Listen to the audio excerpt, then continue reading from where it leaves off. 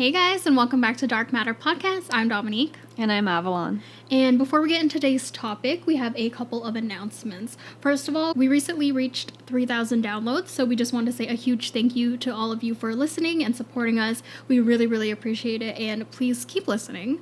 And we promise to have even better and more exciting episodes to come. Also, make sure you follow us on whichever platform you're listening to, and if you are on Apple Podcasts, leaving a review would really help us.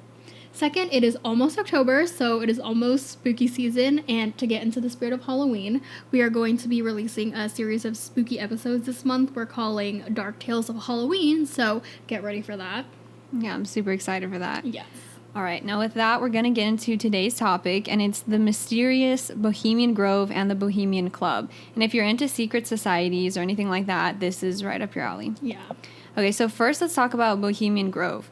So Bohemian Grove is located in Sonoma County, California, which is up in NorCal, and it's in the middle of the Redwood Forest, and it's the location where the Bohemian Club has its annual meeting. So the Grove is like the place, the actual physical place, and the club is obviously the club, the people, and they go to the Grove every year.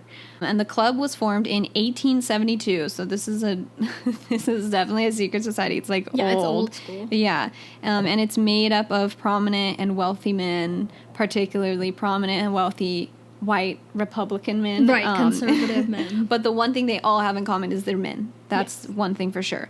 There's about 2,500 members, so there's a lot of members, and they include artists, musicians, prominent business leaders, government officials, media executives, and even several former Republican presidents, like Nixon, Eisenhower, Reagan, and Bush. So Bush Sr., I don't think former, the younger one. I think it was just the I think senior. it was both of them, actually. Oh, was it both? Yeah, George Bush and George W. Damn. So yeah, obviously there's some very prominent people that were involved with it. You're right. And each year in mid-July, the all-male club meets at the 2,700-acre private campground. So it's 2,700 acres. It's a huge, lot of land, huge portion of land.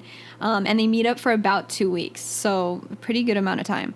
And women and children are allowed on the grounds, but they have to leave before nightfall, which we were talking about earlier is very suspicious. It's almost like they're trying to show oh, nothing weird is going on here, but also you have to leave before dusk. Right. I don't know. I think that's very weird. And the campground is heavily guarded. It's also heavily surveilled. There's cameras everywhere, even though which doesn't even make sense to me. It's 2,700 acres in the middle of the forest, but they have cameras everywhere. Anywhere you are, you're being watched. I feel like they just really want to make sure that there are no trespassers and that anyone who is not supposed to be there is able to get in.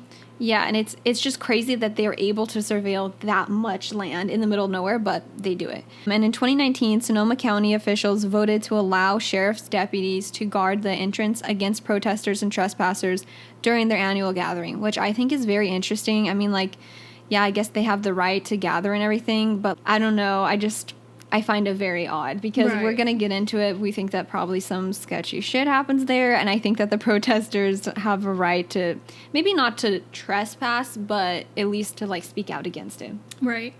And I guess that's a pretty common thing. I guess there have been protesters for quite a while because, I don't know, just because they oppose the gathering or they find it a little bit weird. It's weird, and it's also just really, you know what I mean? I feel like it's the world's richest and most powerful people just all gathering in one place, and we're supposed to just take that and especially imagine if you're local and you live nearby, and it's so you're just supposed to think that, oh yeah, they're doing nothing weird or they're doing nothing sketchy. And also some of them are presidents and everything. Usually once they become president, they kind of distance themselves, it seems.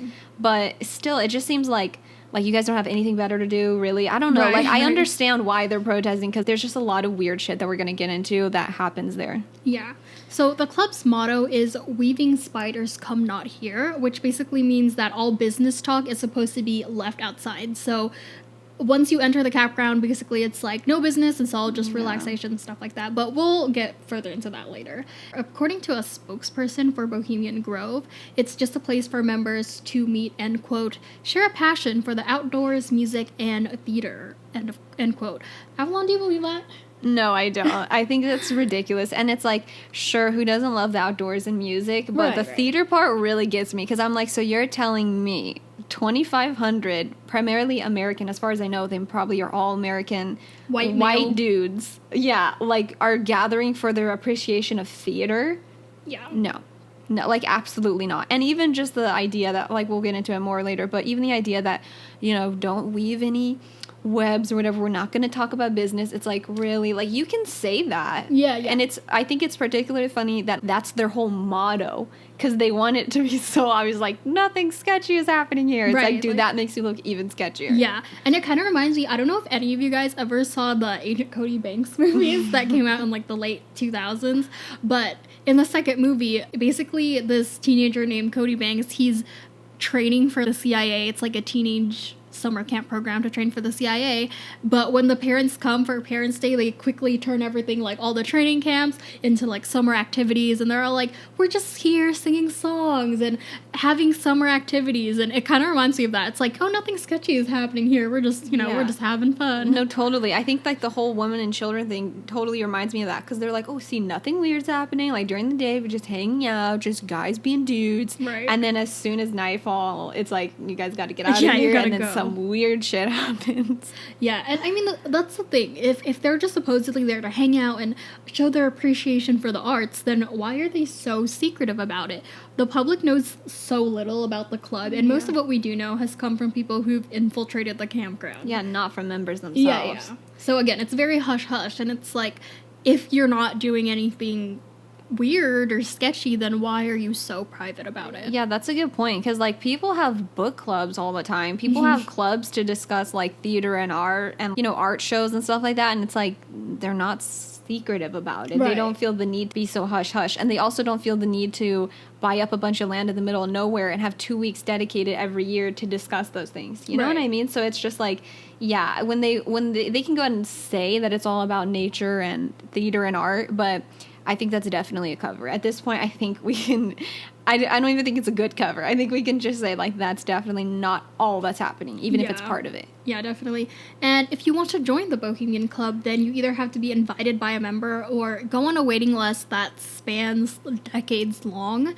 And you also have to pay an initiation fee of $25,000 as well as yearly dues. Yeah, this kind of reminded me of two things. It reminded me, not that I'm comparing these things, but it reminded me of, Club 33 with Disneyland. Yes. And it's kind of like this, where there's like a years long waiting list and you have to pay all kinds of money, or you can be invited. Right, so it's very exclusive. Yeah, that, and it also reminded me of Scientology, which I feel like that's probably a more accurate comparison, to be honest, because with Scientology, it's like you pay to go higher and higher in the religion, cult, whatever you want to call it.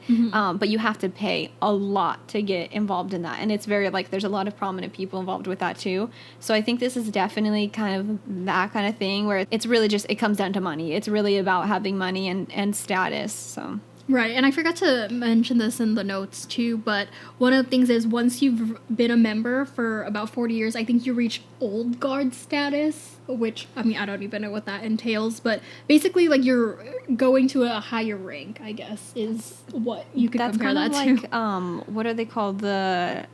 Freemasons. Oh, okay, yeah. Yeah, I know my great-grandpa was in the Freemasons for like 60 or 70 years. Oh, wow. And he had like, I don't know what the hell, he was a very good man. He was a very nice man, but I don't know what the hell they got up to. But he had like all these like documents because he was in there for like 60 or 70 years. He got like some status like that. And I have no clue what they did. Like, I want to think that there's nothing bad going on, but I don't know. That's like kind of a similar thing. It's like we don't really know what's happening. Right. And like we mentioned, there have been people who've tried to sneak inside the campground, and one of those people was the filmmaker from Texas named Alex Jones. So in 2000, Alex and his cameraman were able to get into the camp during their 2-week retreat with a hidden camera, and they actually got footage of this really weird ritual called cremation of care, and we definitely recommend watching this video. We'll link it, but it's just the strangest thing that I've ever seen. I was very creeped out while watching this. And in this video, it's so hard to describe, but basically the members are dressed in these robes and they're gathered around this huge bonfire, and there's this one guy who's in charge, and he basically is making a speech, and he starts reciting what sounds kind of like a cross between this very dramatic monologue from a play and what a preacher would say to his churchgoers, you know? So it sounds kind of like a religious sermon added with Or like music. an old school, like not a preacher nowadays, like Yeah, an yeah. old school, like Like I don't fire even know. brimstone Yes, kind of yeah, preacher. exactly. Yeah, so basically they do this and then they have music, and this goes on for quite a while, but at the end they then burn this human-like figure or doll called Care into the bonfire, which by the way is in front of this 40-foot tall owl statue, which is basically the club's symbol. So the spokesperson for Bohemian Grove said that this was just, quote, a traditional musical drama celebrating nature and summertime, end quote. And they claim that it's just this opening ceremony that is meant to make the members carefree for, you know, the rest of the retreat.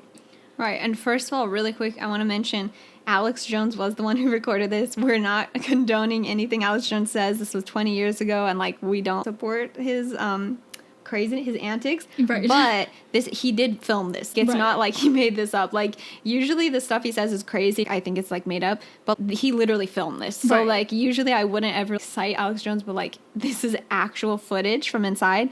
I don't know how the hell he got in, but he did. And yeah, and also like a spokesperson has confirmed it. They're saying Yeah, like they can't even deny it. What he said in the video is false, but the actual footage Right. it's real. Yeah, and it's honestly like the stuff he said in the footage was like a little much, like what his narration or his aspect.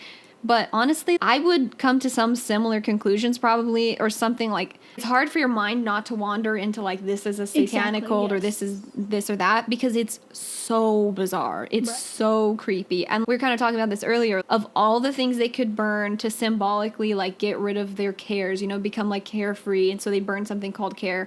Why did it have to be a person? Of all the things they could burn, why did it have to look like a person? Why did it have to Right, be right. like a human looking doll? I was making the joke, they could have like called a watermelon care and smashed it on the ground, or they could have burned a paper. They could have like, there's so many things they could have done, and it just seems so strange to me that it had to be a human body. Right, like a human-like figure. Yeah, that doesn't even make sense to me, and like that doesn't even symbolize care or worries to me. I don't know, I think it's very odd. And so like there are, you know, people who have like theories or conspiracy theories that will say like, oh, it was a real body, that's what it was. And like I don't think that's true, but it is very odd, their choice, you know, like Right, right. why did it have to be a person? Like it just seems a little sketchy to me. Yeah, I agree. Oh yeah, also side note, I think it's very odd that they burn it in front of the owl, like their Right. 40-foot owl, because it then I feel like that's why people say maybe it's a real person, because it feels like a sacrifice. Right, like a Like ritualistic to their like god or sacrifice. something, you know what I mean? And like who knows, like I don't like that, I'm sure that's not true, but it just, I understand why people come to those conclusions, especially for Alex Jones. As wild as some of the shit he says is, like if I experienced that firsthand, I would definitely be like, something crazy is happening there. Because it's one of those things that like, yeah, maybe it's partially like, oh well, you just have to be there, you have to be a person like in the club to get it, but like why is it a person? Right. I always come back to that. I'm like, it's just too weird. Yeah, so that's part of it for sure. But throughout the retreat, they also participate in other forms of entertainment like plays, variety shows, shooting contests, swimming, boating, and other like nature activities, basically like camping. And for members that prefer more intellectual pursuits, there are also things called lakeside talks, which we'll get into in a little bit, can be very powerful and very important for people's careers. I think it's become very infamous to the point that even people who are not in the Bohemian Club are aware of these things. The that go lakeside on. talks, yeah, for sure. So basically the lakeside talks provide an informal way for people to gather and talk about themselves without really violating the whole no business rule talk, because obviously that's like a blatant like rule, like they put it out there, but this is kind of a way of skirting around that.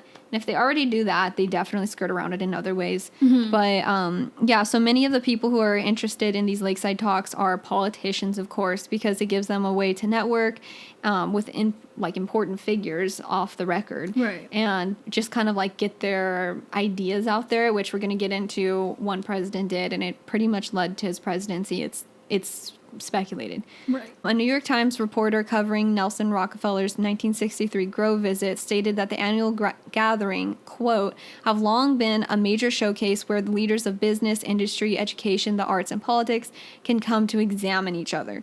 So, I mean, take that as you will, you know, like examine each other or collude or collaborate, you know what I mean? Because I don't think they're just examining each other and then they're like, oh, that's cool. You know what I mean? Well, like that definitely cool. leads I want to be something. his friend. Yeah, exactly. That definitely leads to discussions. Like why it just seems odd to me to have a whole speech about like, hey guys, this is me, this is what I'm all about, and then just leave it at that. That's a pitch. Like, you know what I mean? That's a pitch is what it is. Whether it's business or it's to become the president, it's not just an informal like, hey, this is me. Like there's a reason that they're doing it. It's all like there's a reason behind all of this, in my opinion. Right. And again, you know, people who are members of Bohemian Grove will say that, you know, it's just a place for the rich and powerful men to kind of relax and enjoy themselves and like go without. I've heard several people say that, like we're just maybe drinking. They'll admittedly even say like we're just going there to drink a whole bunch, but chill, basically they present it as this harmless little get together where they can just relax without like cameras and people, you know, because they are very high profile. So in a sense, I get that, you know, like maybe you want to get away from all the media attention and all the cameras and you just want to let go, which fine, you know, like I accept that does happen. Right. But again, the fact that these people are so powerful and so rich, and the fact that they have these discussions in private, it's a bit scary just to think, you know, because they do have so much power that they are able to influence the way that the world works. So I don't know. I don't believe that they're just chilling and hanging out, you know? Yeah, I think that's bullshit. Like they're you know, like what they say about, we're just like having a good time, just hanging out, just getting away from everything. Because the way I perceive it from all the accounts I've seen, it seems like an obligation to a lot of people. They seem like they have to go because they're like, if I want to get ahead in my career, if I want to get to this next level in my business or my, you know, like political career or whatever it might be, I need to give this lakeside talk or speech or whatever they call it, or, you know, I need to attend this. It's not a getaway for fun. Like I really do not feel that this is, I'm not saying they don't have fun. I'm not saying they don't drink and they don't like, you know, go on their boats and do whatever. They definitely do. Yeah. They definitely do those things. But is that just a cover? Maybe. Or is that part of it? Maybe like actually part of it is to have fun. I don't know. Yeah. But it could totally just be a cover. Like they just do those things to make it look like, oh yeah, we're having fun. But really they're just discussing. Because it's like you said, it's just very scary. Yeah. And it's like, these are literally the most powerful people. Like they're the rulers of the free world basically. Exactly, like, we might not want to admit it, but the business executives and all of them basically run America, you know? Yeah. And then the people who literally run America, like presidential candidates are there as well. So I just find it really, I think it's kind of funny because in their mind, I feel like they almost like don't see it, you know what I mean? Or maybe they're just playing dumb. They probably do. I don't doubt that they see it. Like, they're like, oh, we're just like hanging out, you know? And it's like, dude, how do you not understand the people's qualms with like, you guys rule the world and you're all meeting up?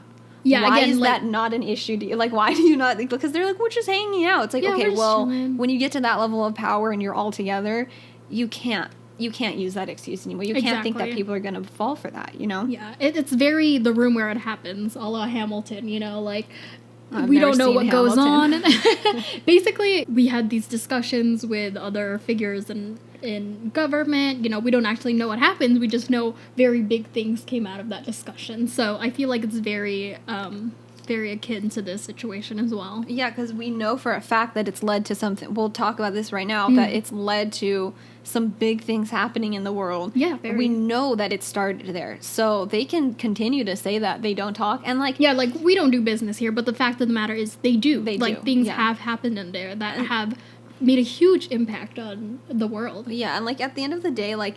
There's 2,500 members. There's so many people there that, like, honestly, it could be that the majority of them just stick around and just, go on to the lake and just, like, whatever, and they're just, like, being stupid and hanging out like a big frat maybe party. They're having a kegger or something. Yeah, like, maybe they're just hanging out, honestly. That could be the case, and then just a few of the really powerful ones are the ones that are colluding or whatever. But even in that case, there's still some shit going on that I think the common person would be uncomfortable knowing about. You know what I mean? So...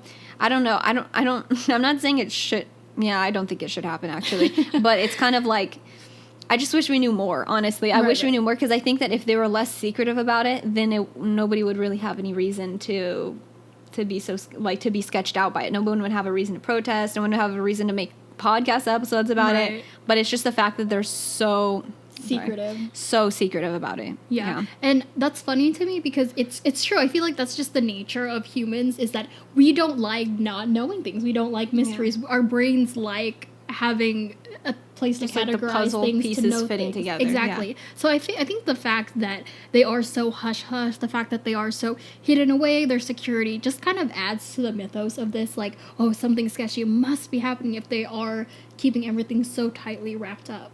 Yeah, absolutely.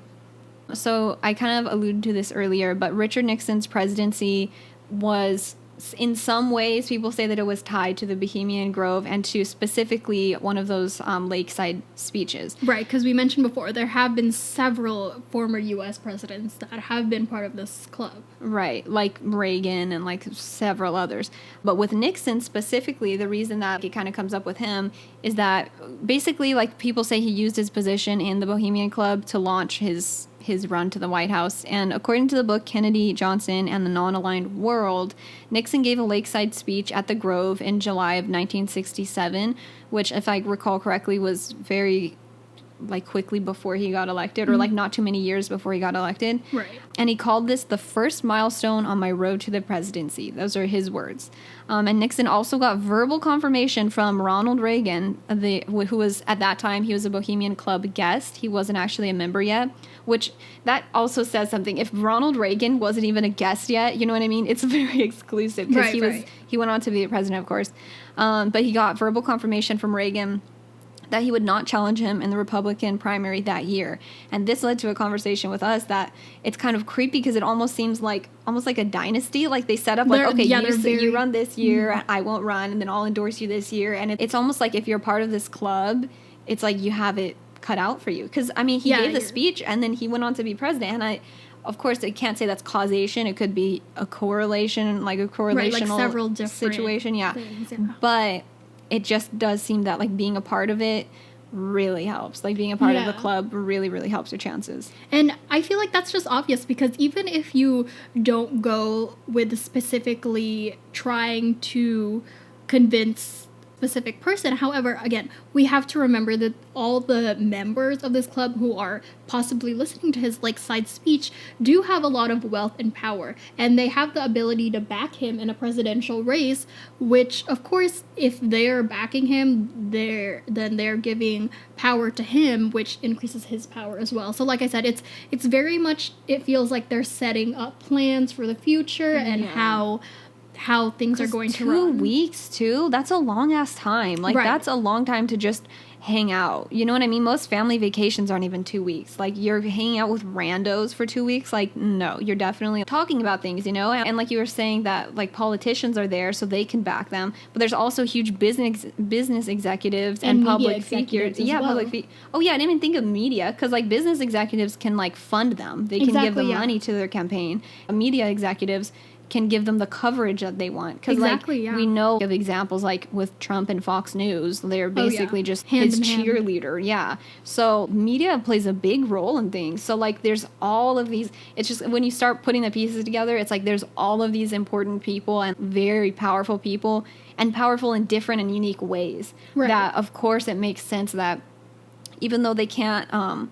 you know, it's not the common person who's actually voting that's there. They have so much, I feel like, more power than the common person who's, like, voting, because they influence the votes. Yeah, exactly. Yeah. They have a lot of leeway. And like we mentioned, the media coverage is, especially back then when social media wasn't such a huge thing, is that the media definitely played a huge part in how you perceived this event or this person. If they go and endorse Richard Nixon, then if that's what the people see, then they're going to say, oh yeah, well then he must be good. Like, this is because all the news companies are talking about him and presenting him in this positive light.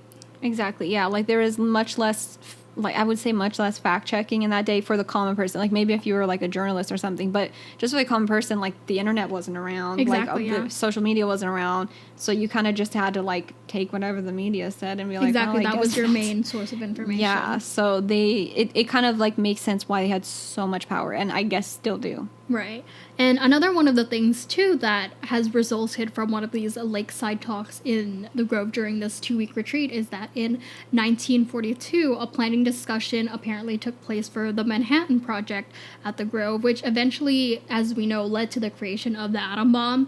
And I think we all know how much a huge impact that atom bomb had in our world, you know? Like, it definitely changed a lot of things. It was a turning point in our history. So the fact that, you know, a discussion for this took place at the Grove, I really don't understand how you can say, oh no, we don't do business talks here.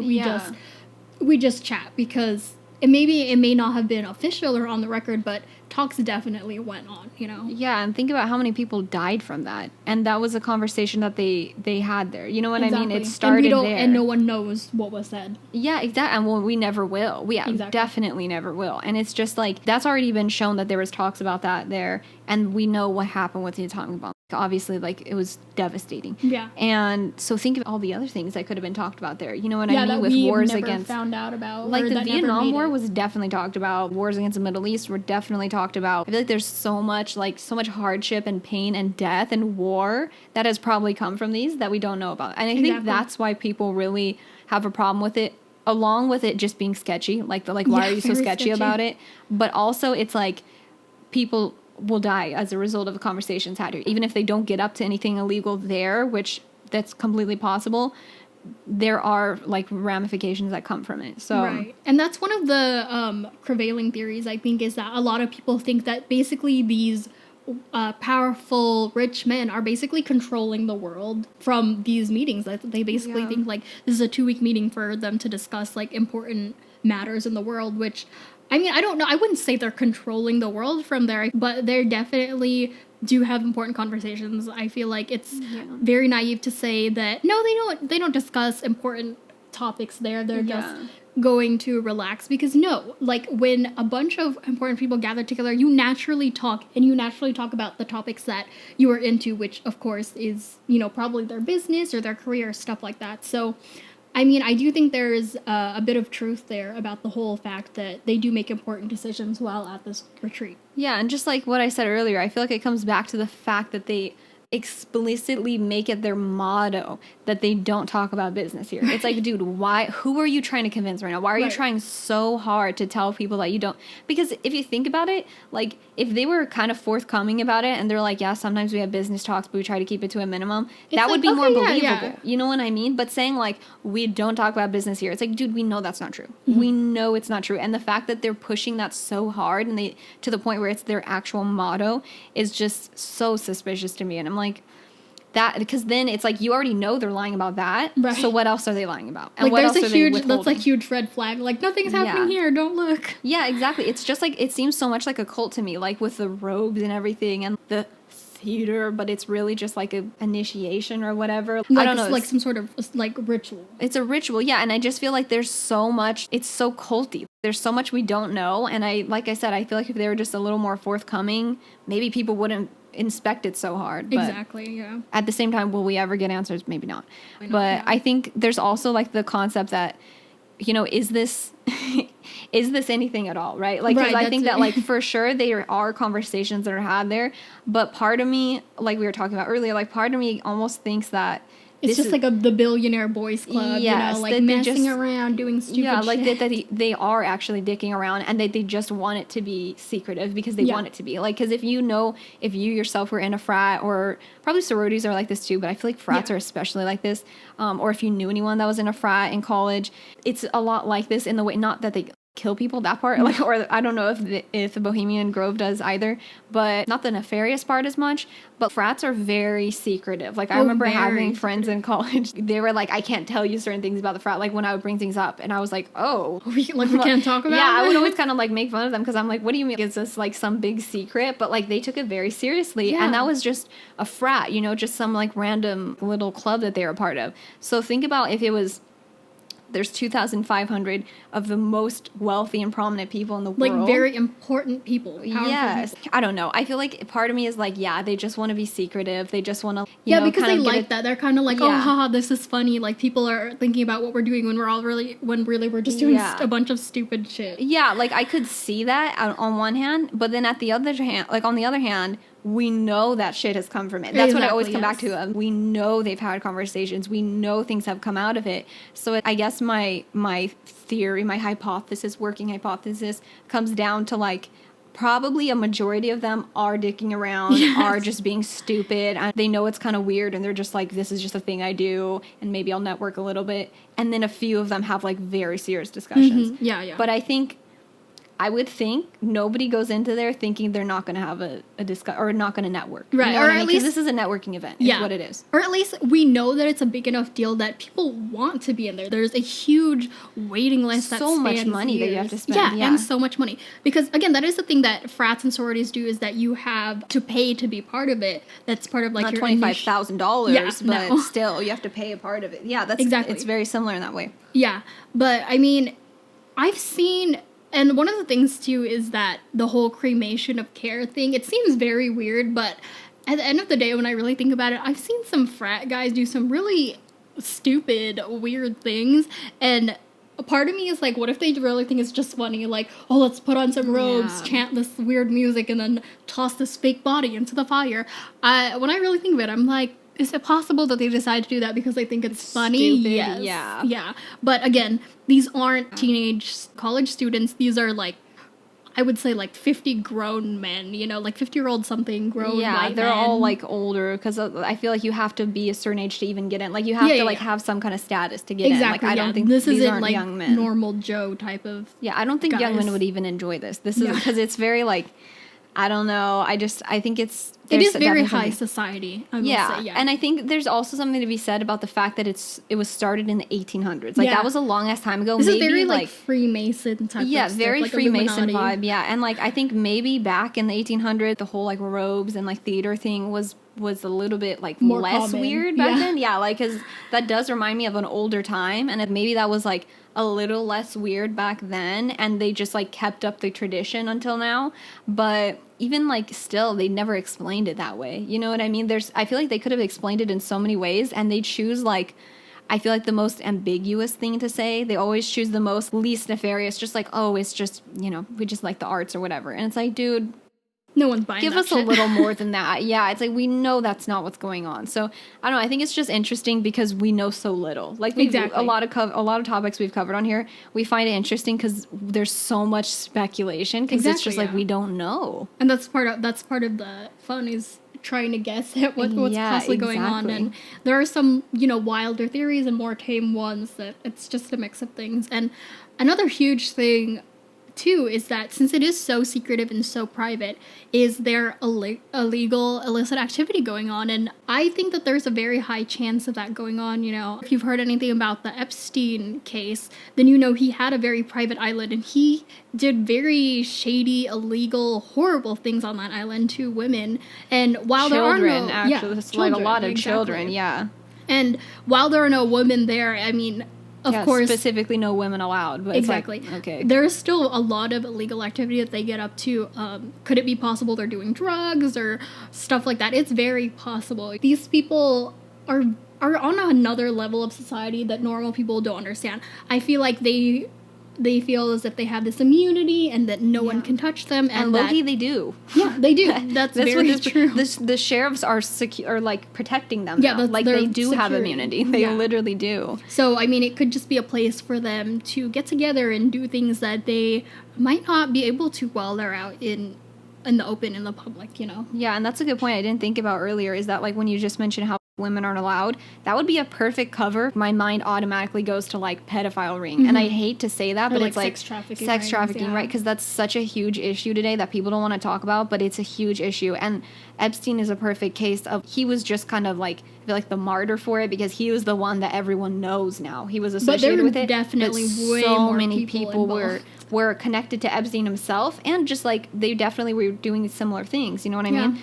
Yeah, so I feel like my mind automatically went there, that it's like they probably have sex trafficking like associated with this, or even if it was just like as simple as like sex workers or like prostitution, because like you said, there's no women allowed. So I feel like that's the perfect cover to be like, oh, see, it's only guys, it's just guys, like nothing weird, nothing like sketchy. And so then they would never, you know, nobody can get in or anything. I don't know of anybody infiltrating since Alex Jones, which was 20 years ago. Right. So nobody would know if they had, you know, if they were having affairs or if they were just, who knows? Like, I feel like definitely something, in my mind, it's like, of the sketchy things they get up to, definitely something with sex and maybe with drugs, like you were saying. Like we've said this whole time, why does it have to be so sketchy if not? Like, if it's nothing weird, if it's nothing illegal, and it's nothing that people shouldn't know about, why do you have to keep it a secret like that? Because It's not like you're just a normal person where you're just like secretive or you're quiet.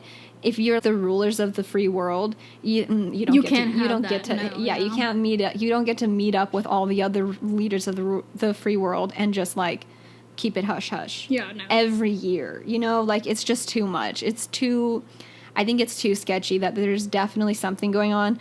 I would like to believe though that it doesn't have to do with pedophilia rings, and it doesn't have to do with sex trafficking, and you know that there's nobody like having affairs or anything. Right. I'd like to believe that, but 2,500 people, man, and you have to do horrible things to become that powerful. Like, you don't get to that. None of them are innocent people, you know. So I have a very hard time thinking they don't do anything, even if it's not illegal, bad, you know? Right, like something they know they shouldn't be doing. Exactly. I have a very hard time thinking this is completely innocent. Yeah, but I mean, what do you guys think? I mean, do you think it's just some innocent time for a bunch of guys to get together and blow off steam, or do you think there's something more nefarious going on, you know? I think that's up for you guys to decide, and because we're not gonna know. Yeah, we don't know, we're and probably we might never gonna know unless a huge expose happens.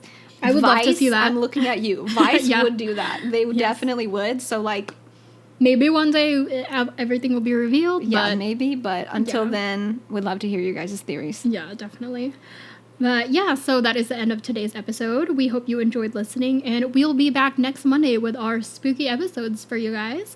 And to make sure you don't miss any announcements, make sure to follow us on our Instagram at darkmatterpod and our Twitter at darkmatter_pod. And as always, our full list of sources is on our website, darkmatterpod.com. Right, and if you're listening on Spotify, be sure to follow us, or if you're listening on Apple Podcasts, it would be a